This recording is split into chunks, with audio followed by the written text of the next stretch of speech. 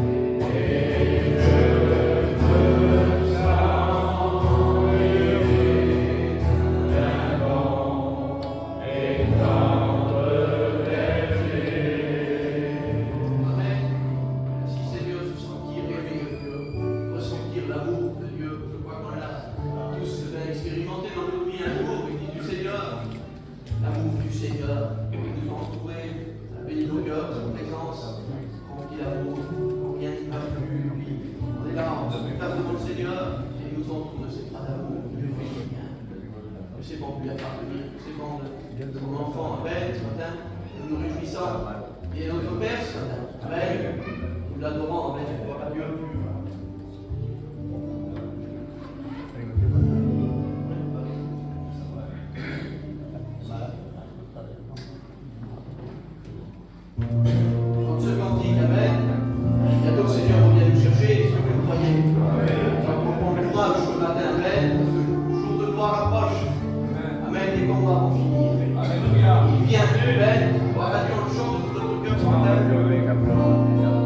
on courra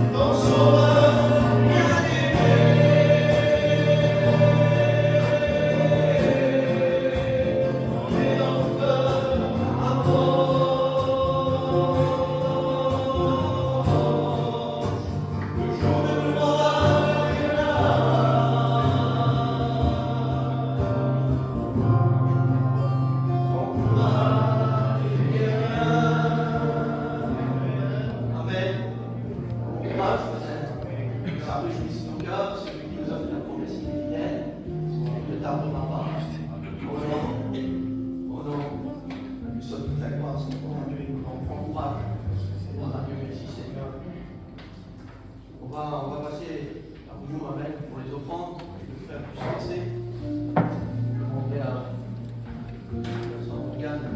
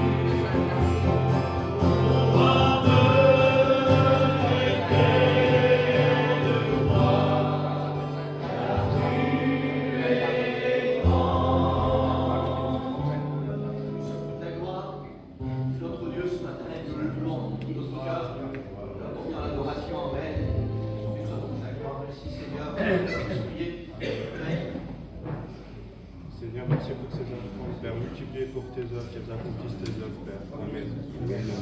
Seigneur, on écoute un merveilleux chant, la gloire de Dieu. On va écouter le foyer à Pierre. Amen. Amen.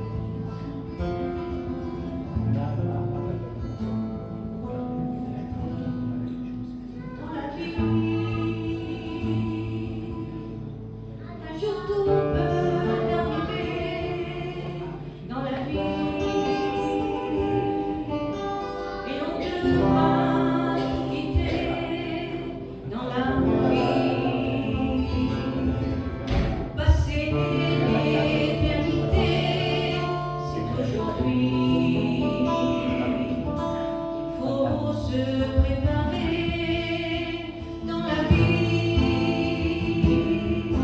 Un jour tout peut arriver dans la vie,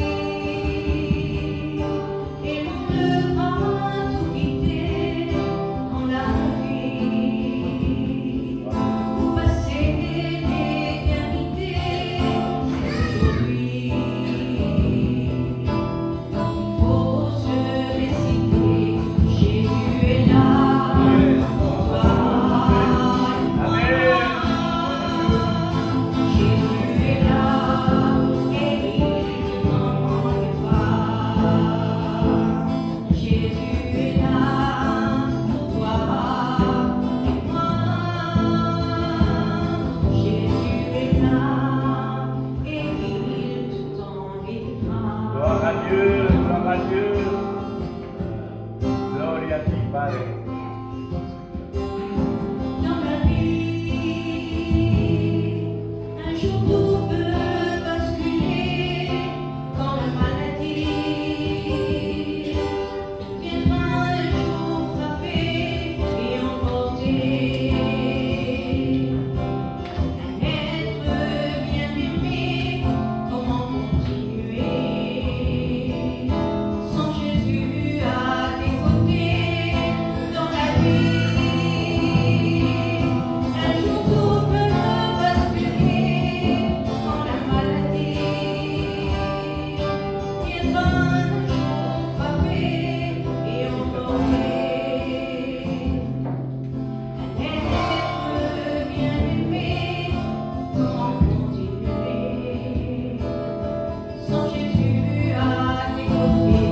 Mais Jésus est là pour toi et moi. Gloria a Dios. Jésus est là et il t'en guérira. Jésus est là pour toi et moi. Jésus est là et il t'en guérira. Gloire à Dieu. Jésus est là, il est là, il est là. Jésus est là, il est là, il est là. Jésus est là, il est auprès de toi. Gloire à Dieu. Jésus est là, il est là, il est là. Jésus est là, il est là, il est là. Jésus est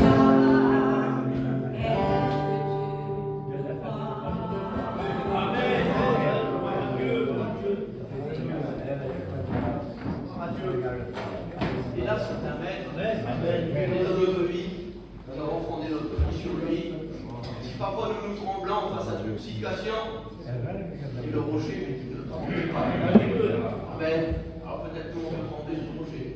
On peut, c'est un moment terrible des fois. Il ne tremble pas, il ne bouge pas. Dieu, c'est bien. Rien ne peut le faire, on peut le faire bouger. Parce qu'il est le Fils de Dieu. Il est notre rocher, notre rédempteur sur terre. Nous avons bâti notre vie sur lui, sur le sable, sur le roc. Amen. Lui soit toute la gloire. Seigneur, ce moment nous sommes. Amen. On écoute le dernier cantique. Amen. Oui, ma soeur.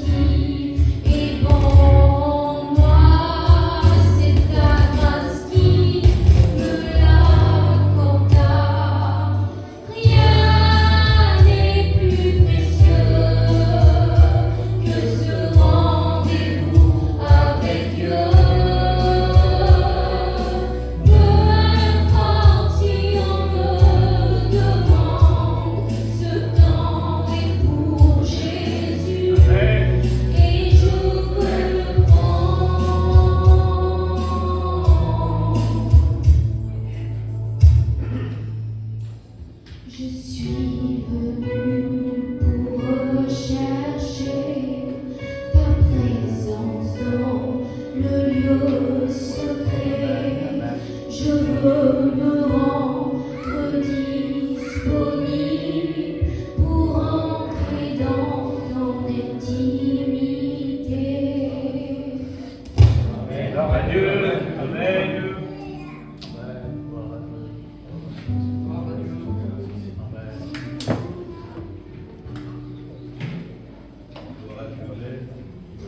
Dieu soit béni.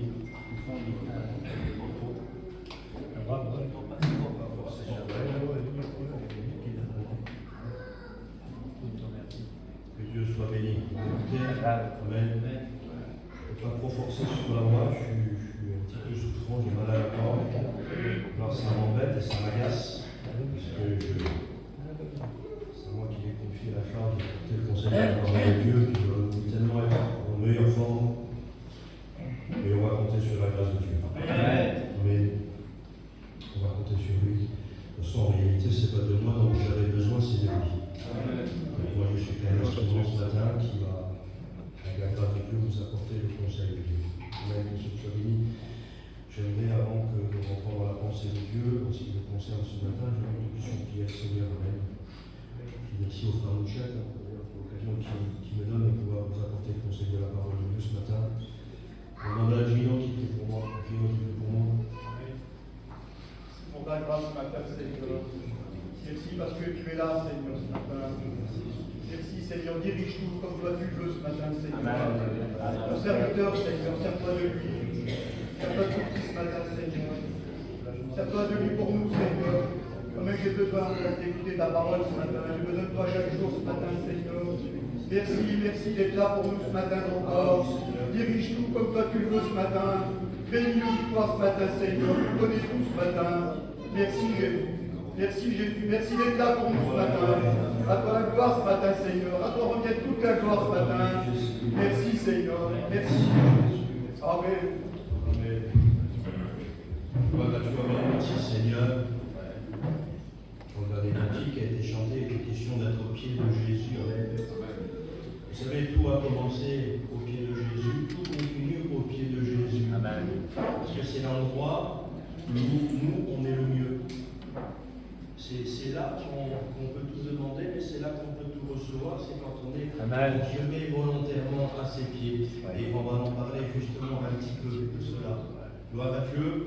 Ce que j'aimerais vous partager ce matin, le mot que Dieu a mis sur mon cœur, amen. Mais que nous puissions voir ensemble qu'est-ce qui se passe après le salut. Qu'est-ce qui se passe après le salut? Voyez-vous que Jésus est venu sur la terre juste pour sauver les pécheurs? Et ça s'arrête là? Dieu est venu sur la terre pour sauver les pécheurs. Mais Dieu, en faisant ce qu'il a fait, il avait un but à atteindre en réalité. Et pour atteindre son but, il a mis un programme en place. Et puis depuis notre conversion, depuis notre salut, depuis notre conversion, Dieu nous a intégrés dans ce programme. Parce que nous faisons partie de son œuvre. Amen. Donc après le salut, il y a encore des choses qui nous attendent. Pourquoi? Parce qu'il y a un programme qui a été établi par Dieu et puis nous faisons partie et nous avons un rôle très important à jouer dans ce programme. Donc Jésus n'est pas juste venu pour nous sauver. Et on va le découvrir un petit peu. Et puis pour vous entraîner avec moi dans la pensée de Dieu, j'aimerais qu'on puisse lire 2 ou 3 histoires de la parole de Dieu. La première histoire que nous allons lire, elle se passe à Jérusalem dans le livre de Jean, chapitre 13. Jésus est arrivé à Jérusalem, ils sont montés dans la chambre haute avec ses disciples, on lui a préparé le repas de la Pâque. Et puis pendant qu'il est à table avec ses disciples, Jésus va faire quelque chose de très particulier, quelque chose qu'on ne s'attend pas à ce qu'il soit fait ici et puis à ce moment-là, puisqu'on célèbre la Pâque. Donc il va faire quelque chose un peu particulier qui sort un peu de l'ordinaire, une chose qu'on ne s'attend pas à ce qu'il fasse.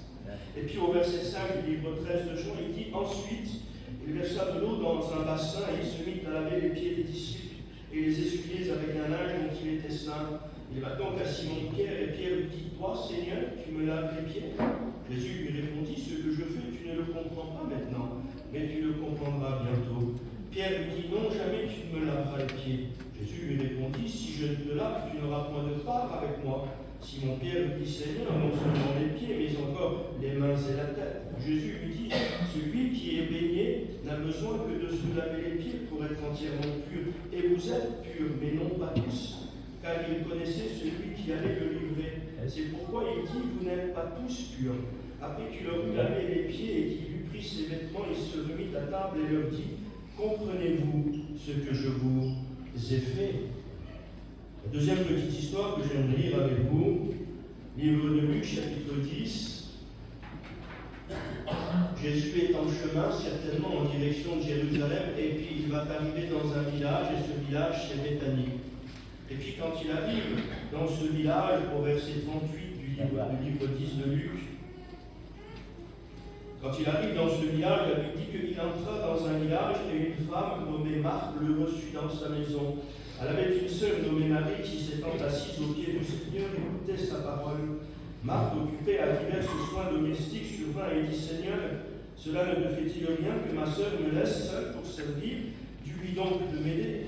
Le Seigneur lui répondit, Marthe, Marthe, tu t'inquiètes et tu t'agites pour beaucoup de choses. Une seule chose est nécessaire. Marthe a choisi la bonne part qui ne lui sera point ôtée. Amen. Un troisième verset, si vous me le permettez, se trouve dans le livre, celui-ci de l'Apocalypse. L'histoire se passe avec l'apôtre Jean, il est dans l'île de Patmos, et puis il a la révélation du livre de l'Apocalypse. Et puis au verset 22 du livre de l'Apocalypse, pour lire à partir du verset 18, il dira, et c'est Jésus qui parle, il dit, je le déclare à quiconque entend les paroles de la prophétie de ce livre. Si quelqu'un y ajoute quelque chose, Dieu le frappera des fléaux décrits dans ce livre. Et si quelqu'un retranche quelque chose des paroles du livre de cette prophétie, Dieu retranchera sa part de l'arbre de vie et de la vie sainte. Amen. Merci Seigneur pour la lecture. Alors a priori, et puis je vois dans vos regards un grand étonnement. Il est vrai qu'a priori, ces trois histoires se passent dans trois endroits différents, dans trois circonstances différentes. Et puis, a priori, à la première lecture, à l'entendre, on comprend qu'il n'y a rien à voir en fait. Ces trois histoires n'ont rien à voir les unes avec les autres. Il semblerait qu'ils n'ont rien à voir les unes avec les autres. Une se passe à Jérusalem dans la chambre haute, l'autre se passe à Béthanie dans la maison de Marc, la troisième se passe dans l'île de Patmos avec l'apôtre Jean. A priori, et à première lecture, il semblerait qu'il n'y a pas grand-chose à voir entre les trois histoires. Et bien c'est là qu'on se trompe. Vous savez, dans la parole de Dieu, un verset donne suite à un autre verset et une histoire donne suite à une autre histoire. Et vous allez comprendre pourquoi je vous dis ça. De ces trois histoires qui se sont passées dans des endroits différents, dans des circonstances différentes, dans un milieu différent, dans ces trois histoires qui sont bien différentes, il y a pourtant un mot qui les rattache. Un mot que Jésus a répété.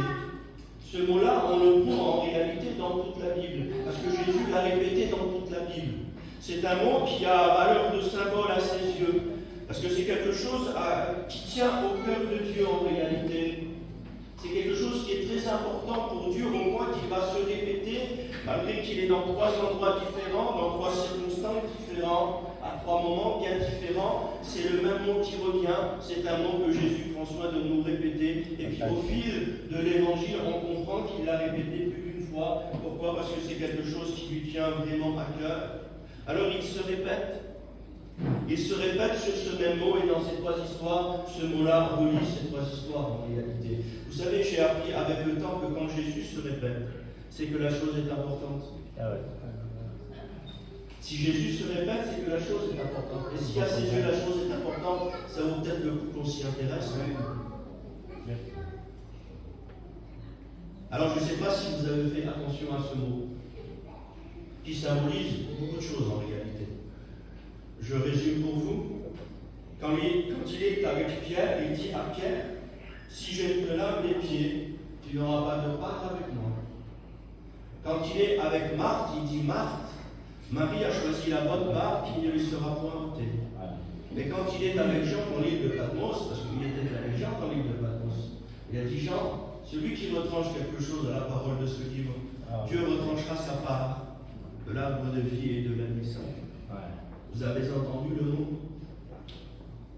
Vous avez retenu le mot? Le mot, c'est la part que nous avons avec Dieu. Malgré que les versets sont différents, les histoires sont différentes, mais le mot revient trop souvent pour passer inaperçu. Alors le Saint-Esprit m'a poussé à m'intéresser à cette fameuse part. J'ai voulu comprendre en réalité. Seigneur, de quoi s'agit-il? De quoi s'agit-il? On comprend que c'est important pour toi. On comprend que c'est important pour toi, mais Seigneur, de quoi s'agit-il? Qu'est-ce que cette part dont tu prends soin de nous répéter au fil de l'Évangile? Quelle est cette part que renferme-t-elle? La part, c'est ce qui suit le salut. Oui, après le salut vient la part. Après le salut vient la part. Amen. Alors Seigneur, que renferme-t-elle? Qu'est-ce que la part? Ou comment elle? Il y a plein de questions qu'on pourrait se poser pour... En réalité, Dieu nous a réservé quelque chose de très important. Dieu nous a réservé une part avec lui. Dieu nous a promis une part avec lui. Dieu se tient une part qui nous donnera. Et on a compris en réalité que c'est quelque chose qui lui vient à cœur. C'est quelque chose que Dieu nous réserve. C'est quelque chose qui nous est promis. Oui, parce que cela fait partie des 8000 promesses de la parole de Dieu. Il y a 8000 promesses dans la parole de Dieu. Et les promesses sont pour ceux qui croient. Et puis la part fait partie de ces fameuses promesses. Donc c'est une promesse que Dieu nous a faite. On comprend aussi que cette part, c'est Dieu qui la détient dans sa main. Et Dieu nous l'a réservée pour nous. Et nous entrerons en possession de cette part. D'ailleurs, nous sommes déjà rentrés partiellement en possession de cette part depuis notre conversion. Elle a commencé à s'exercer que partiellement. Comprenez bien que ce que nous vivons avec Dieu sur la terre n'est qu'un avant-goût de ce qui nous attend dans le ciel. C'est rien du tout à comparer de ce qui nous attend dans le ciel. Mais Dieu nous donne un avant-goût de ce qui nous attend dans le ciel. Et puis cette part-là, elle fait partie justement de ce que Dieu veut nous donner, de ce que Dieu va nous apporter. Donc on comprend que c'est quelque chose d'important, on comprend que c'est quelque chose que personne ne pourra nous prendre. Parce que Dieu la détient dans sa main, et puis on ne peut rien prendre de la main de Dieu. D'ailleurs, Dieu dira que nous sommes nous-mêmes dans sa main, et que personne ne peut nous en ravir. Oui, parce que pour prendre ce qu'il y a dans la main de Dieu, il faudrait tuer Dieu. Mais Dieu, on ne le tue pas. Dieu est éternel. Il est l'éternité même. Il n'a pas une éternité, il est l'éternité. On ne peut pas prendre ce qu'il y a dans la main de Dieu. Nous sommes dans la main de Dieu et personne ne peut nous en ravir. Pour nous ravir de la main de Dieu, il faudrait tuer Dieu, vous avez bien compris. Et ça, ce ne sera jamais. Il faudrait trouver quelqu'un qui est plus fort que Dieu. Amen. Dieu, il n'est pas fort, il est tout puissant. Amen. Il est El Shaddai. En hébreu, c'est El Shaddai, ça veut dire ce que ça veut dire. Mais faire attention aussi, parce qu'il est vrai que nous sommes dans la main de Dieu et que personne ne peut nous en ravir, mais nous pouvons quitter la main de Dieu. Parce que Dieu ne nous tient pas prisonniers. Nous sommes en pleine liberté et en toute liberté et volontaire pour rester dans sa main. Mais on peut la quitter. Et bien la part que Dieu nous promet, la part que Dieu nous a réservée avec lui, il est vrai que personne ne peut nous la prendre. Mais nous, on peut la perdre. Nous, on peut la perdre. Et c'est avec l'apôtre Jean dans l'île de Patmos qu'on apprend cet avertissement que nous pouvons perdre cette part que Dieu tient tant à nous donner, cette part que Dieu tient tant à partager avec nous. On comprend qu'on peut la perdre avec l'apôtre Jean, parce qu'il le dit à l'apôtre Jean, que je le déclare à quiconque entend les paroles de la prophétie de ce livre. Celui qui ajoute quelque chose aux paroles de la prophétie, il sera frappé, Dieu le frappera des fléaux qui sont décrits dans le livre. Mais si quelqu'un retranche quelque chose à la parole de ce livre, Dieu retranchera sa part, Dieu retranchera sa part de l'arbre de vie et de la vie sainte. Il faut savoir de quoi il est question. Oui, notre part peut être retranchée. Dans quelles conditions? Lorsqu'on touche à la parole de Dieu. Lorsqu'on touche à la parole de Dieu, qu'on y rajoute quelque chose ou qu'on retranche quelque chose, c'est de toucher à la parole de Dieu. Mais qu'est-ce que ça veut dire? Lorsqu'on touche à la parole de Dieu, c'est qu'en réalité, on est en train de rectifier Dieu. Pourrait-on rectifier Dieu? Non. Qui oserait rectifier Dieu en réalité? Avons-nous le droit de toucher à la parole de Dieu? Vous savez, La parole de Dieu, c'est une parole puissante, une parole vivante, une parole qui sauve, une parole qui redresse, qui construit, qui édifie, qui conduit, une parole qui nous porte. À quel moment? Lorsqu'elle est témoignée dans toute sa vérité. Lorsqu'elle est témoignée de la manière dont le Saint-Esprit nous l'a enseignée, de la manière dont Jésus nous l'a transmise. Mais le jour où l'on la touche, on la rectifie. Et de rectifier Dieu, c'est de prendre un gros risque. Le jour où l'on touche à la parole de Dieu, elle ne sauve plus personne. Ça devient une parole faible, une parole qui ne redresse plus personne, une parole qui ne construit plus personne. Vous savez, l'erreur, quand elle est touchée à la vérité devient mensonge. Vouloir rectifier la parole de Dieu, c'est vouloir ajouter à la parole de Dieu. Vouloir rectifier la parole de Dieu, c'est vouloir retrancher à la parole de Dieu. Et on ne touche pas à la parole de Dieu. Ce qui nous a sauvés, c'est une parole de vérité. Une parole qui n'était pas mélangée à de l'erreur. Une parole qui n'avait pas été trafiquée lorsqu'elle nous a été annoncée, lorsqu'elle nous a été prêchée. Pourquoi? Parce qu'elle nous a été annoncée et prêchée dans toute la vérité qu'elle nous avait été laissée par Christ. Et aujourd'hui encore, c'est ainsi. Ne touchez jamais à la parole de Dieu. Ne vous l'arrangez jamais à votre vie, la parole de Dieu. On ne s'arrange pas à la parole de Dieu pour nos vies. Nos vies doivent s'appliquer à ce que la parole de Dieu nous enseigne. Amen. On n'embellit pas la parole de Dieu. Elle n'a pas besoin d'être embellie. Elle est belle de par elle-même. Même quand Jésus disait, race de vipères, sépulcre blanchi, ossements de mort, et bien c'est une parole qui est belle. Parce que c'est une parole qui sauve. C'est une parole vivante. Vous savez pourquoi? Parce que c'est la vérité de Dieu qui est accompagnée par le Saint-Esprit. Et quand le Saint-Esprit apparaît, accompagne cette parole qui est écrite, elle devient parole vivante dans nos cœurs. C'est ce qu'on appelle le réma de Dieu. Sinon, une lettre morte, quand le Saint-Esprit n'accompagne pas la parole, ça reste une lettre morte. Elle ne sauve plus personne. Mais si elle veut qu'elle sauve, nous devons la témoigner dans toute sa vérité, ne rien enlever, mais ne rien nous retrancher. On n'a pas le droit de toucher à la parole de Dieu. Dieu ne nous l'autorise pas. Savez-vous que Jésus, je crois que je l'ai dit ici, savez-vous que Jésus, quand il est venu sur la terre, il n'a rien dit de lui-même. Quand Jésus vient sur la terre, il vient pour nous faire connaître son Père, il vient pour nous faire connaître le ciel, mais il vient aussi pour se faire connaître lui. Il vient parler de lui. Mais dans ce qu'il a dit, il n'a jamais rien dit de lui-même. Il a dit, moi, je vous ai fait connaître ce que j'ai appris de mon Père. Livre de Jean, et puis on peut le lire si vous laissez 2 minutes. Dans le livre de Jean, chapitre 15, il dit au verset 15, il dit, moi, je vous ai fait connaître tout ce que j'ai appris de mon Père. Cela sous-entend l'idée que Jésus n'a jamais rien dit de lui sans que le Père l'autorise. Jésus a dit ce que son Père l'a autorisé à dire. Jésus a fait ce que son Père l'a autorisé à faire. Quand il est dans le désert et que le diable lui dit change ces pierres en pain, il ne le fait pas parce qu'il n'en a pas l'autorisation de son Père. Alors il dit l'homme ne vivra pas de pain seulement, mais de toute parole qui sort de la bouche de Dieu. Mais il aurait pu, s'il aurait voulu changer les pierres en pain, ça lui aurait été facile. Vous comprenez? Mais il ne le fait pas parce qu'il n'en a pas l'autorisation. Alors quand il a prêché, quand il a témoigné, il n'a pas dit ce que lui avait envie de dire de sa propre personne en réalité. Il a dit ce que son Père lui a dit de dire, et uniquement ce que son Père lui a dit de dire. Il n'a rien rajouté, il n'a rien retranché, il a dit ce que son Père lui a révélé, et que ce que son Père lui a autorisé à dire. Il n'a pas parlé de lui-même. Je vous ai fait connaître tout ce que j'ai appris de mon Père. On ne touche pas à la parole de Dieu, même pour Jésus-Christ. Il n'a rien retranché, mais il n'a rien ajouté non plus. Mais il va même un peu plus loin dans le même chapitre 15, au verset 26, il dit, quand sera venu le consolateur, que je vous enverrai de la part du Père, l'Esprit de vérité qui vient du Père, il rendra témoignage de moi.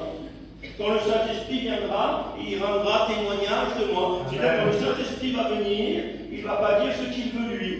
Il va rendre témoignage du Fils, oui, mais la Bible dit qu'il vient de la part du Père et il vient d'auprès du Père. Cela sous-entend aussi l'idée que le Saint-Esprit, quand il sera là, il ne va pas dire ce qu'il a envie de dire de Jésus. Parce qu'il n'en a pas l'autorisation. Il ira auprès du Père chercher ce qui concerne la personne du Fils. Amen. Donc le Saint-Esprit va nous enseigner sur le Fils, oui, mais il va nous enseigner selon ce que le Père va lui enseigner, il va nous révéler selon ce que le Père va lui dire de révéler. Il n'ira pas au-delà, il n'ajoutera rien du tout et il n'enlèvera rien du tout. Même le Saint-Esprit n'a pas l'autorisation du Père pour toucher à la parole. C'est important. Il dira, et vous aussi, dira-t-il, juste un peu après, verset 27, du livre 15 de Jean, il dit, et vous aussi, vous rendrez témoignage de moi. Quand le Saint-Esprit vous aura rendu témoignage, vous aussi vous rendrez témoignage. Mais qu'est-ce qu'on nous avons à dire, Seigneur? Ce que nous avons à dire se trouve dans ce livre. Amen. Il y a 31 000 versets, il y a de quoi faire, non? Il n'y a pas besoin de rajouter. Il n'y a pas besoin de retrancher. Parce que nous aussi, on n'a pas l'autorisation du Père pour le faire. Le Fils n'a pas eu l'autorisation de son Père. Le Saint-Esprit n'a pas eu l'autorisation du Père. Tu n'as pas non plus l'autorisation du Père. Parce que c'est un grand risque de vouloir retrancher à la parole de Dieu. On ne touche pas à la parole de Dieu. À les paroles vivantes, parce qu'elle est accompagnée par le Saint-Esprit. Et touche à la parole de Dieu. Retranche ou rajoute. Amène un soupçon d'erreur dans la vérité, ça deviendra un mensonge. C'est pour ça que Dieu donne un avertissement solennel. Celui qui retranche quelque chose à la parole de la prophétie de ce livre, ça va très loin. Il dit Dieu retranchera sa part de l'arbre de vie. Il faut savoir de quoi il parle. Tu touches à la parole de Dieu, ça fait de toi un perdu. Tu retranches à la parole de Dieu, ça fait de toi un perdu. Parce que tu fais Dieu menteur. Que Dieu me pardonne dans les mots que j'emploie, mais il faut qu'on en comprenne les choses. Il faut faire très attention. On ne touche pas à la parole de Dieu. Tu touches à la parole de Dieu, ça fait de toi un perdu. Parce que c'est ce que ça veut dire. Se voir retrancher sa part de l'arbre de vie, c'est de devenir un perdu. Alors oui, le salut, personne ne peut nous le prendre, mais nous on peut le perdre de quelle manière? En touchant simplement à la parole de Dieu. Il n'y a pas besoin d'aller voler, d'aller tuer la petite vieille là-bas. Non, non. Touche à la parole de Dieu, ça fera de toi un perdu. Parce que tu feras de Dieu un menteur. Et Dieu n'est pas un menteur, Dieu c'est la vérité. Il n'a pas une vérité, il est même la vérité même. Il est l'essence de la vérité. Vous comprenez? Parce qu'il est Dieu. On ne touche pas à la parole de Dieu. On n'en a pas l'autorisation. Ça va très loin dans l'avertissement qui est solennel. On comprend qu'on peut perdre cette part. La part soit retranchée de l'arbre de vie. Mais c'est quoi l'arbre de vie, Seigneur? L'arbre de vie, c'est le symbole de Christ. Alors je vous le traduis plus simplement. Celui qui retranche quelque chose à la parole de la prophétie de ce livre, sa part sera retranchée d'avec Jésus. Sa part sera retranchée d'avec Jésus. Ne plus avoir de part avec Jésus fait de toi un perdu. Et Dieu va même plus loin. Il dit ta part sera retranchée de l'arbre de vie, mais ta part sera aussi retranchée de la vie sainte. Et vous savez qui a le symbole de la vie sainte? Vous savez qui est le symbole de la vie sainte? Le symbole de la vie sainte, c'est l'Église. Oui, parce que l'Église, c'est la Nouvelle Jérusalem. La vie sainte, c'est la Nouvelle Jérusalem. Celle qui a de solides fondements et dont Dieu est l'architecte. Vous trouverez ça dans la lettre des Hébreux, quand Dieu parle par rapport à Abraham, à Isaac et à Jacob. Eux ont salué de loin. Ils ont espéré dans cette cité céleste. Ils ont espéré, ils savaient. Dieu avait entrebâillé le rideau pour les laisser voir un peu plus loin. Parce qu'Abraham, Isaac et Jacob ont espéré dans cette cité céleste, celle qui a de solides fondements et dont Dieu est l'architecte. Et la seule cité céleste dont Dieu est l'architecte et qui a de solides fondements, c'est l'Église, c'est la Nouvelle Jérusalem. Il serait trop long de vous expliquer, de rentrer dans les détails de cela, peut-être une autre fois. Mais il est question de l'Église. Alors quand tu dis que ta part sera retranchée dans l'arbre de vie, c'est Jésus. Mais ta part sera retranchée de la vie sainte, c'est l'Église. Tu n'as plus aucune part nulle part. Tu n'as plus aucune part nulle part. Alors il y a un avertissement solennel. Cette part, on comprend qu'on l'a reçue de Dieu, mais cette part, il faut faire attention. On peut aussi la perdre. Et j'ai voulu vous apporter l'avertissement au départ pour pouvoir après être un peu mieux pour le reste. Mais on en est averti. Il faut faire très attention. Cette part que Dieu veut nous donner, c'est une part qui est solennelle, quelque chose de très important et qu'on va voir dans le détail. Alors on apprend qu'on peut perdre cette part. Alors comment faire, Seigneur, pour la conserver? Comment faire, Seigneur? Déjà, premièrement, ne pas toucher à la parole de Dieu. Mais Dieu demande encore plus que ça. Vous savez ce qui a permis qu'on la reçoive, cette part? Vous savez ce qui a permis qu'on la reçoive, cette part? C'est avec Pierre qu'on apprend. C'est pour ça que l'histoire de Pierre dans la chambre haute, lorsque Jésus va faire, nous apprend de quelle manière on a eu droit à cette part. C'est avec Pierre qu'on apprend de quelle manière on a eu droit à cette part. Cette part nous a été donnée de par notre conversion. C'est à cause de notre conversion, le jour où on en a eu la foi, la repentance et la conversion, le jour où on a accepté le Christ dans notre vie, et s'est passé quelque chose d'extraordinaire, quelque chose de mémorable, quelque chose de merveilleux s'est passé en nous. Il s'est produit une nouvelle naissance. Le jour où on a accepté le Christ, la Bible dit que nous avons été lavés, nous avons été purifiés, nous avons été sanctifiés, nous avons été justifiés par le sang précieux du Christ. Et c'est pour ça que Jésus dira à Pierre, Pierre, celui qui s'est baigné n'a besoin que de se laver les pieds. Celui qui s'est baigné. Mais qu'est-ce que cela veut dire, Seigneur, celui qui s'est baigné? Celui qui s'est baigné, c'est le symbole de la nouvelle naissance. Nous avons été baignés par Jésus-Christ. Nous avons été lavés, purifiés, sanctifiés, justifiés par le sang précieux du Christ. Ça nous a fait naître de nouveau. Mais c'est quoi la nouvelle naissance? La nouvelle naissance, j'ai marqué là. La nouvelle naissance, c'est une résurrection spirituelle. Après le livre des Éphésiens, après le livre de Jacques, il dira que c'est un engendrement nouveau. La nouvelle naissance, c'est un bain régénérateur. La nouvelle naissance, c'est un baptême purificateur. C'est ce qu'on appelle la nouvelle naissance. La nouvelle naissance nous fait naître de nouveau. Ça fait de nous une nouvelle création, une nouvelle créature. Non plus créée selon la chair et le sang, mais créée selon la parole et l'esprit. C'est ça qu'il disait à Nicodème. Nicodème, il faut naître d'en haut pour hériter du royaume de Dieu. Il faut naître de nouveau. Amen. Alors oui, d'avoir accepté le Christ nous a fait naître de nouveau. Et parce que nous avons été baignés, nous avons eu droit à cette part. Nous avons eu droit à cette part. La nouvelle naissance nous fait entrer dans le corps du Christ. Je ne sais pas si vous vous rendez compte. La nouvelle naissance nous fait entrer dans le corps du Christ. Dieu nous a incorporés à sa propre existence au point qu'avec lui nous formons qu'un. Quand nous nous sommes convertis, Dieu nous a pris, nous a incorporés dans son propre corps. Il nous a intégrés dans sa propre vie. Sa vie à lui, c'est la vie à nous. Vous comprenez? Et la vie que nous avons, c'est la sienne. Nous en Christ et Christ en nous, l'espérance de la gloire. Alors oui, c'est ça, la nouvelle naissance. D'avoir été béni nous a donné droit. Nous a donné droit à cette part qui nous est réservée avec Dieu. D'avoir été béni. Et Jésus dit à Pierre, Pierre, si je ne te lave les pieds, si je ne te lave les pieds, tu n'as pas de part avec moi. C'est-à-dire que pour conserver la part que Dieu nous a donnée, il faut continuer à se laver les pieds. Parce que se laver les pieds contribue à entretenir le bain que nous avons pris avec Jésus. Avoir été banni, c'est le symbole de la conversion. Mais se laver les pieds, c'est le symbole de la marche de sanctification. Et la marche de sanctification, on en a besoin pour pouvoir entretenir la sainteté que nous avons reçue de Dieu.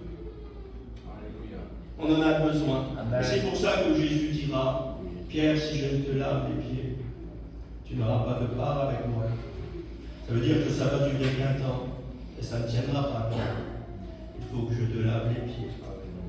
Il faut que je te lave les pieds. Et Pierre a très vite compris quand Jésus lui a dit, tu n'auras pas de part avec moi. Qu'est-ce que Pierre a déclaré? Seigneur, alors à ce moment-là, pas que les pieds, mais la tête et les mains. Jésus dit non, Pierre, celui qui s'est baigné, parce que c'est ce que ça a comme symbole. Pierre a plus vite compris que nous, parce que Pierre savait ce que renferme la part en réalité. Nous, on l'apprend que maintenant. Mais eux savaient ce que c'était cette part en fait. Alors il dit, Seigneur, les mains, la tête et les pieds tout entiers. Non, celui qui s'est baigné n'a besoin que de se laver les pieds. Donc, parce que le lavage des pieds nous permet d'entretenir le bain que nous avons pris avec nous. Jésus est celui qui nous a baignés. Mais Jésus est celui qui nous lave aussi les pieds. Eh oui, il est celui qui baigne, il est celui qui lave. Mais c'est toujours Jésus qui est devant. Et Pierre l'a très bien compris.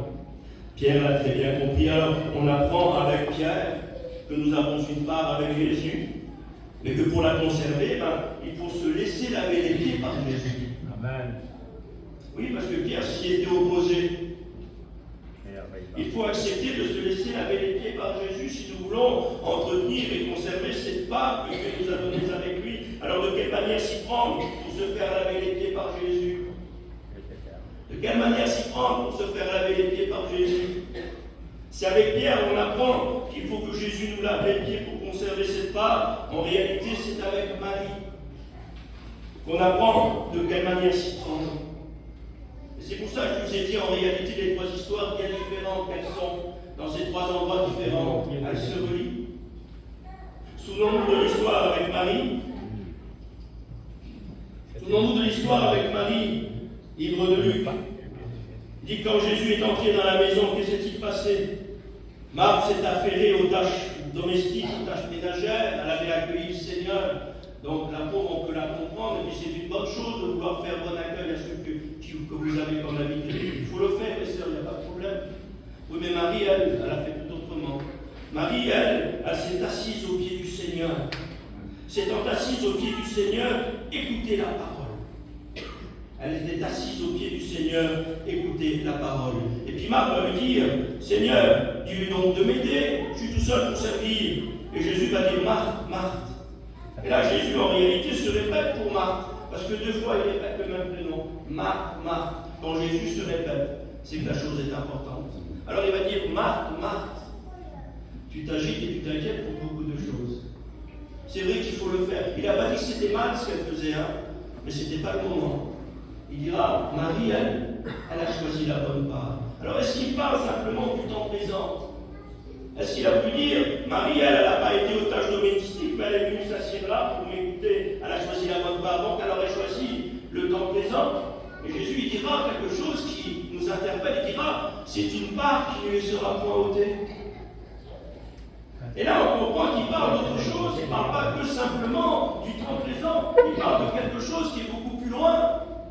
Il parle de cette part que nous allons hériter après notre salut, cette part issue de notre salut, cette part dont il parle avec Pierre et dont il parle avec Jean dans l'île de Patmos, c'est la même part. Et elle a choisi la bonne part. Mais Seigneur, qu'est-ce qu'elle a fait de si important? Qu'est-ce qu'elle a fait de tellement important, Marie, pour que tu lui dises que sa part ne lui sera point ôtée? Qu'est-ce qu'elle a fait de si important? Vous savez, c'est pas ce qu'elle a fait qui est extraordinaire. C'est l'attitude qu'elle a eue. C'est pas son action de s'être mis au pied du Seigneur. C'est pas ça que le Seigneur va louer. Ce que le Seigneur va louer, c'est l'attitude qu'elle a eue en le faisant. Eh oui. De quelle manière on vient se placer au pied du Seigneur? On peut toujours le dire, je me place à tes pieds, Seigneur. Oui, mais si dans ton cœur l'attitude ne correspond pas, tu peux toujours y rester jusqu'à demain, ton action ne sera jamais louée. Si ton action n'est pas sincère, ton but ne sera jamais atteint. Marie, elle a une attitude qui va plaire au Seigneur, et puis c'est ce qui va être loué de la part du Seigneur, au point qu'il va relever la chose. Il va dire, Marie a choisi la bonne part qui ne le sera point ôtée. Mais qu'est-ce qu'elle a fait de si extraordinaire? S'étant assise au pied du Seigneur, elle écoutait la parole. Et c'est ce qui lui vaut que sa part ne lui sera point ôtée. C'est ce qui lui vaut. Oui, loin de son action, c'est son attitude en réalité à Marie qui aujourd'hui nous enseigne. C'est son attitude à Marie qui aujourd'hui nous apprend en réalité de quelle manière se laver les pieds. Tu veux que Jésus te lave les pieds? Il faut déjà que tu te mettes à ses pieds à lui. Amen, amen.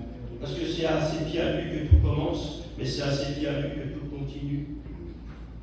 Se mettre à ses pieds, c'est accepter de se laisser laver. Marie, dans ce qu'elle fait, l'attitude qu'elle a, nous le fait comprendre. Marie, c'est quelqu'un qui se met au pied du Seigneur. Pourquoi? Parce qu'elle veut se laisser laver. Jésus nous a baignés par son sang. Et c'est par l'eau de la parole qu'il nous lave, livre des Éphésiens. Nous avons été lavés par l'eau de la parole. L'eau de la parole, c'est la marque de sanctification. Et la marque de sanctification ne peut se faire qu'avec l'eau de la parole. La purification, que notre péché soit ôté, notre sainteté ne peut se faire que par le sang du Christ. Oui, mais notre marche de sanctification ne peut se faire que par l'eau de la parole. Et Marie, quand elle se met au pied du Seigneur, elle a cette attitude-là. On comprend que s'asseoir au pied du Maître, c'est en réalité, dans l'idée, c'est l'image de celle qui veut écouter. Mais elle ne veut pas écouter comme vous assis sur votre chaise là. Elle veut écouter attentivement. Elle est de celle qui ne veut pas laisser tomber sur une parole à terre. Vous savez, on le dit souvent, on ne laisse pas tomber la parole de Dieu à terre. Oui, mais il faut avoir une oreille attentive. Il ne faut pas que la parole tombe à terre. Il faut avoir une oreille attentive. Et Marie, quand elle dit qu'elle s'assied au pied du Seigneur, quand Jésus relève ce point-là, c'est qu'en réalité, son action et son attitude, c'est son attitude qui est mise sur le devant, plus que l'action. C'est qu'elle va s'asseoir, c'est l'image, elle va s'asseoir au pied du Seigneur, c'est l'image de celle qui veut s'écouter, mais écouter attentivement. Elle veut écouter attentivement, pourquoi faire? Parce qu'elle veut écouter pour recevoir. Amen. Elle n'est pas là pour faire beau parce que tout le monde est là. Elle n'est pas à la réunion parce qu'il faut être à la réunion 10 fois la semaine, non. Elle vient pour écouter.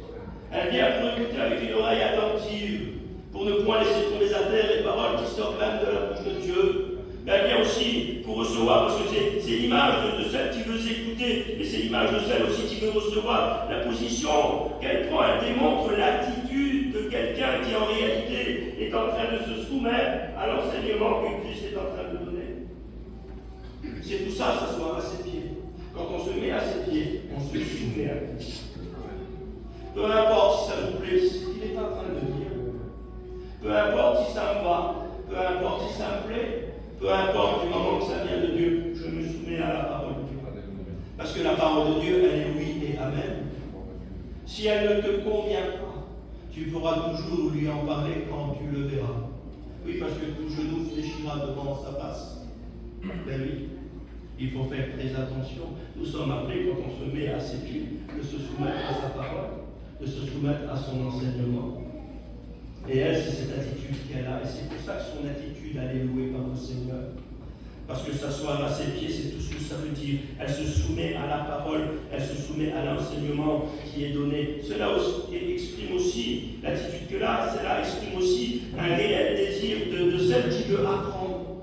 Oui, parce qu'elle veut apprendre. S'asseoir à ses pieds, c'est celle qui a le désir dans son cœur de vouloir apprendre. Mais pourquoi elle veut apprendre? Eh bien, pour pouvoir le suivre et le servir. Comment veux-tu suivre quelqu'un de qui tu n'as rien appris? Comment veux-tu servir quelqu'un de qui tu n'as rien appris? Avant de vouloir le servir et le suivre, il faut apprendre de lui. Apprenez de moi, dira Jésus. Et on apprend de lui de quelle manière? Lorsqu'on se met à ses pieds. Eh bien, Marie, c'est tout ça. On n'aurait pas dit la première lecture. C'est dans assise au pied du Seigneur, écouter la parole. Mais en réalité, c'est tout ça, Marie. Marie, elle a cette attitude et l'image de vouloir de celle qui veut écouter, et celle aussi qui veut recevoir. La position qu'elle prend, j'ai marqué là, démontre l'attitude de quelqu'un qui veut se soumettre à l'enseignement. Elle a ce désir d'apprendre pour pouvoir le suivre et le servir. Oh oui, on voit avec Marie quelqu'un qui en réalité est en train de se laisser laver les pieds par l'eau de la parole.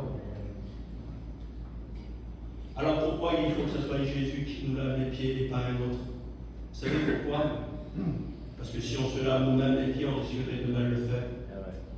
On risquerait de mal le faire. C'est la parole qui doit nous laver. Amen. Parce que c'est la parole qui nous conduit. C'est la parole qui nous rectifie.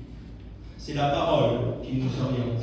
C'est la parole de Dieu qui nous dit ce que nous avons à faire. C'est la parole de Dieu qui fait ressortir ce qu'il y a sans trop et ce qui ne le glorifie pas. C'est la parole de Dieu qui nous dit ce qu'il manque à notre vie et dans les efforts que nous sommes appelés à faire pour pouvoir y avoir. C'est la parole, tout vient de la parole. Tout reste à la parole. Et tout se fait à travers la parole. Ne faites jamais de rien de vous-même. La parole est un miroir. On le dit souvent, réalise-le 2 minutes. Le miroir, il reflète ce que tu veux. Il ne peut pas refléter James Dean. Quand je me mets devant le miroir, voilà. James Dean, tout petit, mais c'est tout petit que je vois en face. Et puis quand il est mal coiffé, maintenant il demande des cheveux, quand il est mal coiffé, je le vois quand même. Je rectifie. La parole, c'est ça, elle nous rectifie. Eh bien, c'est ça la parole de sanctification. C'est la parole de Dieu qui nous dit comment faire, comment s'y prendre, de quelle manière faire. pour justement entretenir la sainteté que nous avons eue de Dieu, ce bain que nous avons subi par son sang. Alors oui, celui qui s'est baigné, symbole de conversion, n'a besoin que de se laver les pieds, symbole de la marque de sanctification. Tu as besoin de la marque de sanctification pour entretenir ce que Dieu a fait en toi. Dieu nous a préparés. Vous savez, je dis ça entre parenthèses, je vais essayer d'aller vite. Dieu nous a préparés à l'enlèvement d'église. Intérieurement, nous sommes déjà prêts. Il n'y a rien à toucher, sauf à entretenir. Et c'est là que la marque de sanctification rentre en jeu. C'est parce qu'il faut entretenir cette préparation qui va nous servir pour l'enlèvement d'église. Nous sommes conditionnés. Et l'apôtre Paul dira, nous, on attend la rédemption de notre corps en réalité. Pourquoi? Parce que l'intérieur est déjà prêt. Dieu a fait le travail. Dieu a fait sa part. J'aime bien les Corinthiens qui le dit, il y a la part de l'homme et la part de Dieu. Eh bien, Dieu a fait sa part dans l'affaire. C'est-à-dire que nous sommes prêts. Si Jésus revient maintenant, on part. Et l'apôtre Paul dit, nous, on n'attend pas que l'intérieur soit prêt, il est déjà prêt. On attend justement l'extérieur qui est le corps. On attend la rédemption de notre corps. Et là, il n'est pas question de rédemption au niveau du rachat, il est simplement question du corps au niveau de la transformation. On a porté un corps terrestre, on portera un corps céleste. On revêtira un corps glorieux. C'est-à-dire que Dieu va nous revêtir d'un corps qui est capable de nous faire vivre dans le ciel. Le corps que nous avons eu en réalité, qui contient notre âme, parce que notre âme est contenue dans ce corps-là, il a été fait parce que nous vivons sur terre, tels sont les terrestres, tels seront aussi les célestes. Vous comprenez? Donc le corps, il nous faut un autre corps providentiel. On ne peut pas aller dans le ciel avec le corps terrestre. La chair et le sang n'héritent pas du royaume de Dieu. Donc il faut que Dieu transforme. Il va transformer ce corps terrestre en un corps céleste, en un corps glorieux, capable de vivre dans le ciel. Vous avez vu, c'est comme les astronautes. Quand ils vont sur la Lune, ils mettent quelque chose pour pouvoir les faire vivre là-haut. Sinon, ils meurent. Vous comprenez? Eh bien, c'est la même image. Dieu nous a préparés intérieurement. Nous attendons l'enlèvement de l'Église, la rédemption de notre corps, c'est ce que l'apôtre Paul voulait enseigner. En réalité, nous sommes prêts. Et bien, c'est ce qu'il faut entretenir en réalité. Toute cette préparation. Celui qui s'est baigné n'a besoin que de se laver les pieds. Alors, on apprend avec Pierre, mais on apprend aussi avec Marie l'attitude que nous devons avoir et où commence notre marche de sanctification. Notre marche de sanctification commence au pied du Seigneur. C'est au pied du Seigneur que je viens chercher l'instruction nécessaire pour ma vie avec lui. Il y a dans la parole de Dieu tout ce que j'ai besoin de savoir pour mener à bien ma vie chrétienne jusqu'à que le Seigneur revienne me chercher. Pourquoi aller chercher ailleurs? Voilà. 66 livres, 31 000 versets, il y a de quoi faire. Si tu te mets à lire la Bible ici, maintenant je crois que quand le Seigneur revient, tu seras toujours en train de la lire. La parole de Dieu nous apprend. Elle nous console, elle nous conduit. C'est une parole merveilleuse. Elle est accompagnée du Saint-Esprit. C'est une chose terrible. Alors nous apprenons tout ça. Nous apprenons tout ça. Alors oui, ce qui nous a valu d'avoir droit à cette part, c'est parce que nous avons été baignés. Symbole de notre conversion.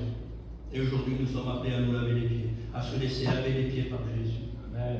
Jésus a dit à Pierre, il dira à Pierre, on peut le lire, il dit, si vous savez ces choses, vous êtes heureux, pour vous que vous les pratiquiez. Si vous savez ces choses, c'est-à-dire que certains ne le savent pas, mais vous le savez. Vous le savez, pour entretenir tout ce que je vous ai fait, pratiquez-le. Ne faites pas juste écouter, non, mettez-le en pratique. Venez vous placer au pied du Seigneur. Laissez-vous laver les pieds par le Seigneur.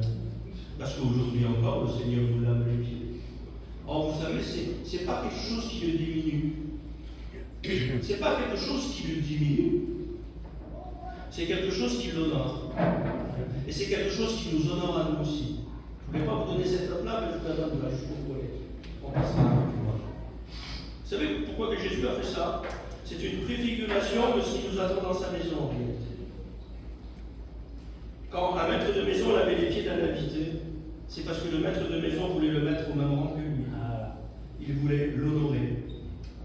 Alors c'est pas juste un simple geste d'humilité que le Seigneur il a eu. Bien que Jésus était humble, il n'y a pas de problème. Mais dans ce qu'il veut, il va loin le Seigneur. C'est qu'il met les disciples au même rang que lui. Il met les disciples à l'honneur. En réalité, notre part avec lui, c'est d'être mis à l'honneur avec lui dans son ciel. Parce que c'est ce qui va se passer. Notre part à nous, c'est d'être mis à l'honneur avec lui dans dans son ciel. C'est une préfiguration de ce qui nous attend dans le ciel. Et c'est pour ça qu'il dit à Pierre, Pierre, si tu te laves les pieds, c'est pas moi qui le fais, tu n'as pas de part avec moi. C'est-à-dire que tu ne seras pas mis à l'honneur avec moi là-haut.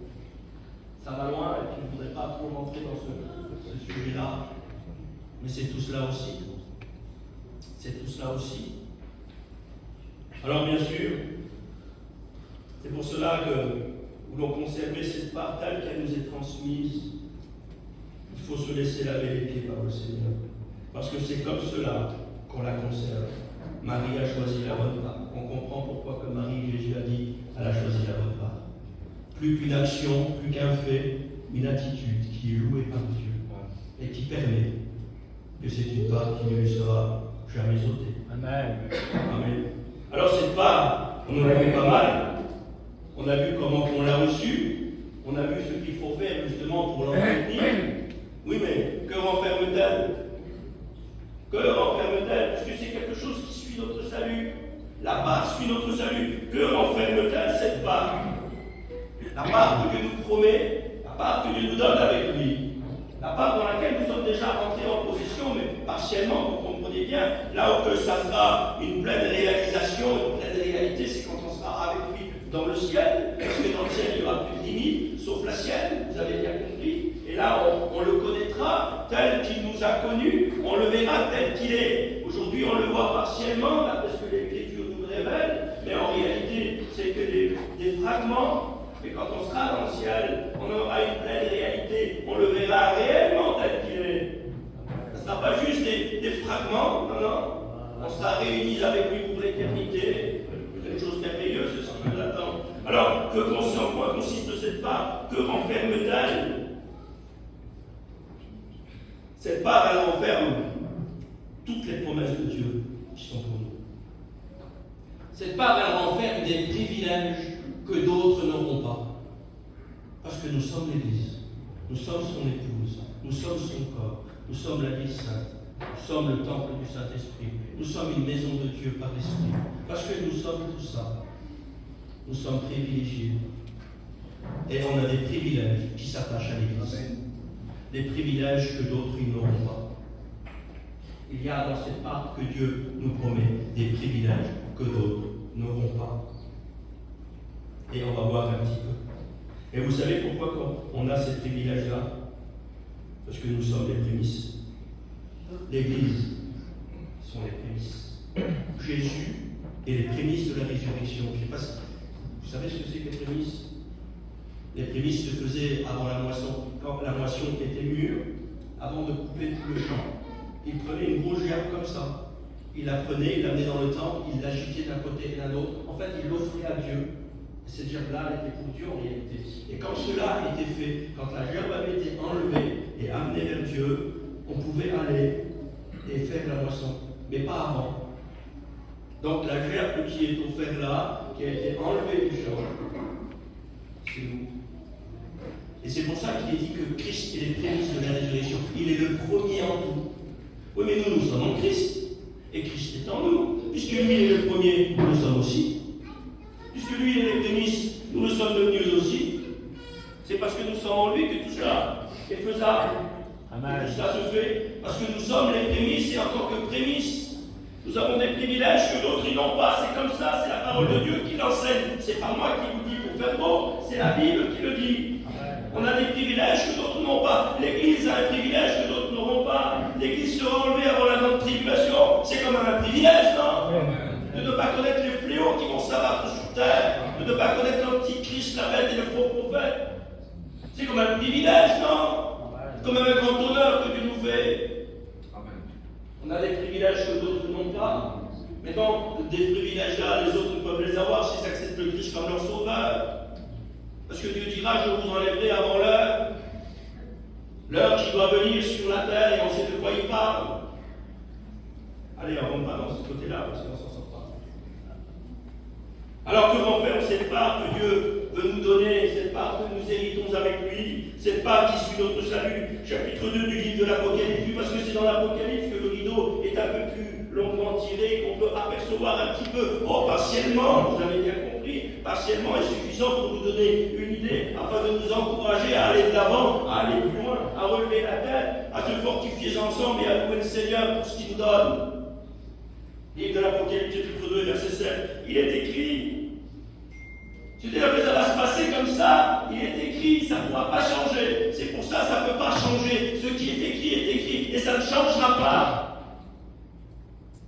Quand je pense que certains, je le dis comme ça, certains viennent avec des révélations qui viennent je ne sais pas vous comprenez? Elles ne sont pas écrites. Tu arrives avec une révélation qui ne correspond même pas à la parole de Dieu.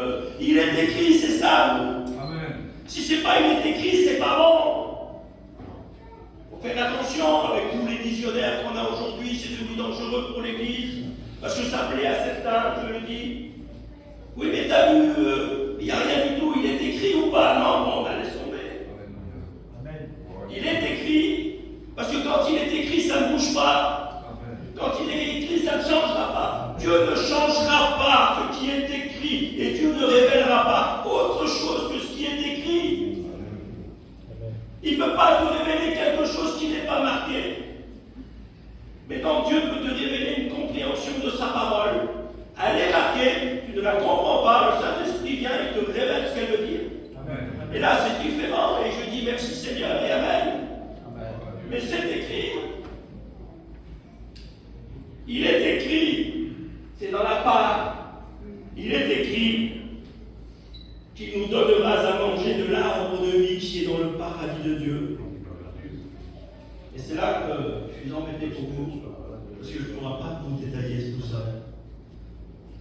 Mais ça fait partie de la part que Dieu nous a donnée. En réalité, nous sommes devant l'éternité même. Nous sommes devant le symbole de celui qui est l'éternité. Oui, parce que l'arbre de vie, c'est le symbole de Jésus-Christ. Il dit qu'il nous donnera à manger de l'arbre de vie qui est dans le paradis de Dieu. C'est l'éternité. On se nourrira de Christ.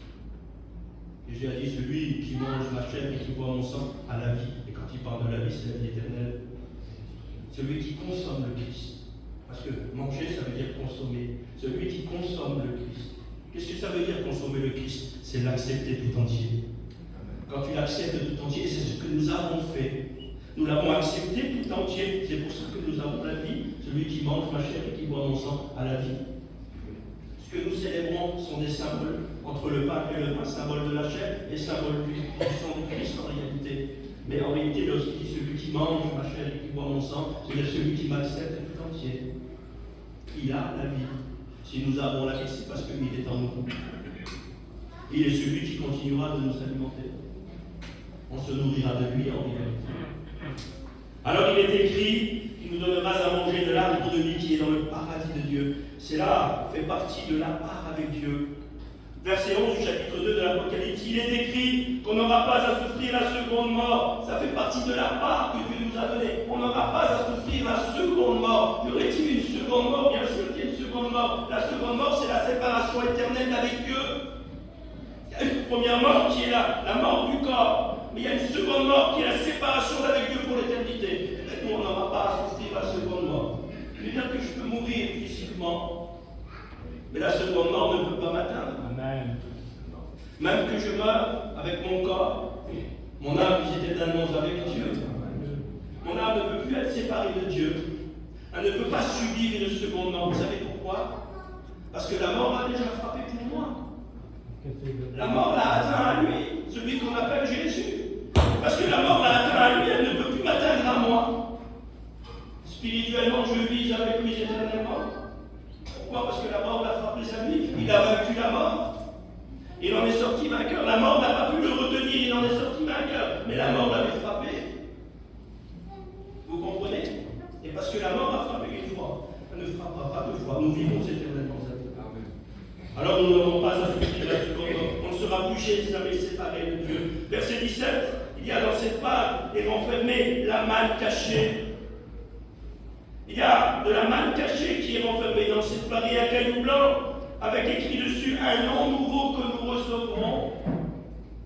À cause de cette part, il nous donnera l'autorité aussi sur les nations, au verset 26 du livre de l'Apocalypse, chapitre 2. À cause de cette part, il nous donnera l'autorité sur les nations. On les conduira avec un bâton de fer C'est-à-dire qu'il n'y aura plus de tolérance contre le péché. Et ça se passera dans le millénium. Un jour, peut-être qu'on en parle du millénium. Jour terrible aussi, là. Dans cette phase renfermée tout cela, il nous donnera autorité sur les nations. On les conduira avec le Christ. Il va partager en réalité la gouvernance de son royaume. Il va la partager avec nous. Il va nous faire cet honneur-là. Tout simplement parce qu'il nous aime. Nous recevrons aussi, la Bible dira, nous recevrons aussi, il dit, je vous donnerai aussi l'étoile du matin. Ah Seigneur, l'étoile du matin, la fameuse étoile du matin. Qu'est-ce que l'étoile du matin? L'étoile du matin. Quand on parle de l'étoile du matin, quand il dit je vous donnerai l'étoile du matin, c'est là qu'il veut dire qu'il nous donnera autorité pour dissiper les ténèbres. Jésus a ce symbole-là. Jésus, c'est l'étoile du matin. Vous prenez la Bible dans le livre de Pierre, l'épître de Pierre, il parle de l'étoile du matin en parlant de Jésus en réalité. Il dit jusqu'à peu se lève dans mon cœur l'étoile du matin, c'est le Christ, c'est la lumière du Christ. Mais l'étoile du matin, c'est le symbole du Christ. Vous savez, quand Jésus est venu sur la terre, partout où il a passé, la lumière se faisait autour de lui. C'est-à-dire qu'il y avait des ténèbres partout. Mais lui, quand il marchait, les ténèbres se dissipaient. Comme dans une grande foule, quand on laisse passer, vous savez, c'est pareil. C'est ce que ça veut dire. L'étoile du matin, elle dissipe les ténèbres. L'étoile du matin, dans son nom grec, parce que c'est grec, dans la mythologie grecque plutôt, elle est appelée Eosphoros ou Phosphoros. Ça veut dire celui qui porte et qui amène la lumière. Jésus a celui qui était la lumière et qui l'a amenée. Mais nous, il dit, je vous donnerai l'étoile du matin. Et nous sommes déjà rentrés en partie dans cela. Pourquoi? Parce que nous sommes de ceux qui portent la lumière. Il dit, moi, je suis la lumière du monde, celui qui me suit ne marche pas dans les ténèbres. Pourquoi? Parce que quand il avance, les ténèbres se dissipent. Mais il dit, mais vous êtes la lumière aussi. C'est-à-dire que nous portons la lumière en nous. La lumière, c'est le Christ que nous avons accepté. Nous portons la lumière en nous. Oui, mais nous l'amenons partout qu'on se déplace, on amène la lumière avec nous. Et partout où tu te trouves, peu importe les ténèbres là autour, eh bien, ils se dissipent à cause de toi. Amen. Tu es Phosphoros. Tu es l'étoile du matin à cause de lui. Et partout où tu iras, ça dissipera les ténèbres qui sont toi. Partout où tu iras, tu amèneras la lumière de l'évangile à tous ceux qui sont encore dans les ténèbres. Et Dieu sait qui donnera. Alors il dit qu'il donnera l'étoile du matin, c'est ce que ça veut dire. Chapitre 3 et verset 5, j'essaie d'avancer un peu. Il dira que cette part permettra aussi à notre intronisation dans le ciel. Et ça, c'est quelque chose de très important. Dieu va nous introniser dans le ciel. Il va en réalité nous présenter. Il dit, je confesserai votre nom devant mon Père et devant les anges. Je ne sais pas si vous voyez l'honneur que cela va être. Il va nous confesser, il va nous présenter à qui? À son Père. Et il va nous présenter devant les anges. Quelque chose de merveilleux nous attend. Ça fait partie de la part qu'il nous a prévue. L'intronisation dans le ciel. Ah oui, cette part me donne droit à cela. On sera présenté au Père et aux anges. Nous apprenons aussi au verset 12 que nous serons des colonnes dans le temple de Dieu et on n'en sortira plus. Il dira qu'il écrira sur nous. Il écrira sur toi. Écoute, il écrira sur toi le nom de son Père, le nom de la ville de son Père et son nouveau nom à lui. On sera en réalité, on recevra un triple honneur. L'honneur d'avoir le nom de Dieu inscrit sur nous, le nom de la ville de Dieu inscrit sur nous, et inscrit son nom nouveau à lui. C'est un honneur merveilleux que d'autres ils n'auront pas. C'est un privilège qui est dû à l'Église, et ça fait partie de la part que Dieu nous a donnée, que la part que nous avons avec lui, la part qui suit notre salut. Quand on sera dans le ciel, imaginez quand on va revenir avec le Christ à la fin de la grande tribulation, ça va ouvrir la période de ce qu'on appelle le fameux millénium, que tout le monde parle, et quand on va arriver avec lui, l'épouse, l'Église, elle descend du ciel. Il dit, viens Jean, je vais te montrer la nouvelle Jérusalem, regarde-la. Elle est parée comme une épouse pour son époux, elle descend du ciel.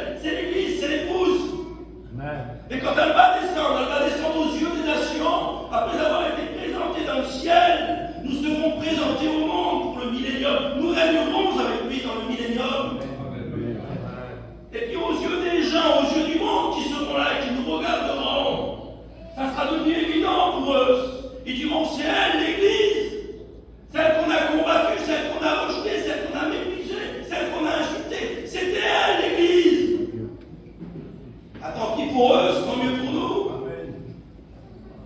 C'est ça qui nous attend, ça fait partie de la part que Dieu nous donne. Vous imaginez? La grâce.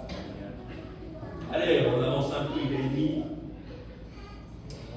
Nous serons des colonnes dans le temple de Dieu, on ne sortira plus que ce soit glorifié.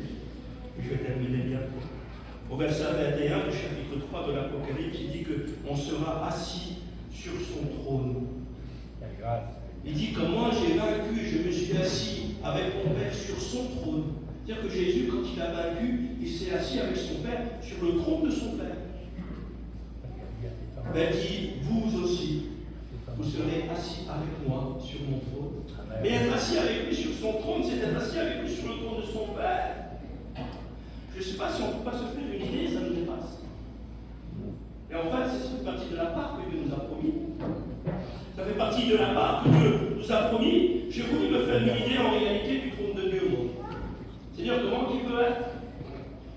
Et quand vous lisez le livre de Daniel, il faut chercher un petit peu, il faut lire un petit peu. Livre 7 du livre de Daniel, on apprend que le trône de Dieu, l'ancien des jours qui s'assit sur son trône, livre de Daniel, chapitre 7, on s'aperçoit que ce trône, il a des roues. Il a des roues avec des flammes de feu et des visages dedans. Il y a 4 êtres vivants dedans. Et il y a des roues. Mais Seigneur, où c'est qu'on parle des roues? Le seul livre dans la Bible où on parle des roues, c'est le livre d'Ézéchiel. Et puis dans Ézéchiel, chapitre 1 et chapitre 10 en réalité. Ézéchiel, il a la vision du trône de Dieu. Il voit les chérubins, alors c'est trop long, vous direz. Il voit les chérubins, il voit plein de choses. Il voit une gerbe de feu, il voit de l'étain poli dedans, il voit les roues. Il voit les roues. Le trône de Dieu est placé sur des chérubins. Et il y a des roues dedans, et dedans il y a 4 êtres vivants. Chaque être vivant, il a une face d'un homme, une face d'un aigle, une face d'un bœuf, une face de l'aigle, le symbole du Christ en réalité. Et puis il y a du feu qui sort de tous les côtés, alors je ne sais pas comment l'imaginer, moi vous avez bien compris. Et ça m'a surpris, Seigneur, depuis le temps que je dis ça, je n'ai pas compris que c'était ça. Et puis au-dessus de tout ça, il y a comme une pierre, c'est une pierre de saphir, de jaspe. Et puis elle est comme un trône, il dit. Au-dessus de tout ça, c'est couronné par le trône en réalité. Mais c'est le trône tout entier. On le comprend quand on lit Ézéchiel. On le comprend. Eh bien, c'est sur ce trône-là qu'on sera. Avec l'ancien des jours, qui est écrit dans le livre de Daniel, mais que l'on retrouve dans le livre de l'Apocalypse. On siégera sur des trônes avec lui. Gloire à Dieu. Voilà ce que renferme cette part avec lui. Et bien plus encore, vous avez bien compris qu'une réunion est beaucoup trop courte pour pouvoir entrer en profondeur dans chaque verset. Mais ça nous donne déjà une idée de ce qui nous attend. Non, Jésus n'est pas juste venu pour nous sauver. Il y a tout un programme qui nous attend. Amen. Notre part à nous, c'est d'être mis à l'honneur avec lui lorsqu'on sera dans son ciel. On sera présenté au ciel et on sera présenté au monde. Nous régnerons avec lui. Alors nous avons vu que nous avons une part avec Dieu. Tout cela parce qu'en réalité, je vous le dis entre nous, tout cela pourquoi? Parce qu'en réalité, nous avons accepté de prendre part à ce que Jésus a fait sur la terre. Parce que nous avons un jour accepté de prendre part à l'œuvre de Dieu sur terre. Cela nous a donné le droit d'avoir part à ce qui va se faire dans le ciel. Et ça devrait nous encourager. Parce que tu as pris part à l'œuvre de Dieu sur terre. Dieu te donne le droit d'avoir part avec lui dans l'œuvre dans son ciel. Et parce qu'il y a encore plein de choses qui nous attendent. Ah oui, cela nous donne le droit d'avoir part à ce qui se fera dans le ciel. Alors on a appris avec Pierre, comment on l'a reçu cette fameuse part qui suit notre salut. On a appris avec Marie de quelle manière il fallait se laver les pieds pour justement la conserver et s'entretenir par rapport à l'enlèvement de l'Église. Et puis on a appris aussi avec Jean qu'on pouvait aussi la perdre. Alors faisons tout pour ne point la perdre. Mettons tout en œuvre. Et Jésus avait raison de dire à Pierre, et je termine maintenant, Jésus avait raison de dire à Pierre, si vous savez ces choses, vous êtes heureux. Le mot heureux cache derrière le mot bénédiction en réalité. Le mot heureux veut dire bénédiction. Si vous savez ces choses, vous êtes heureux pour vous que vous les pratiquiez. Amen. Gloire à Dieu, allez, je termine. On prie le Seigneur maintenant.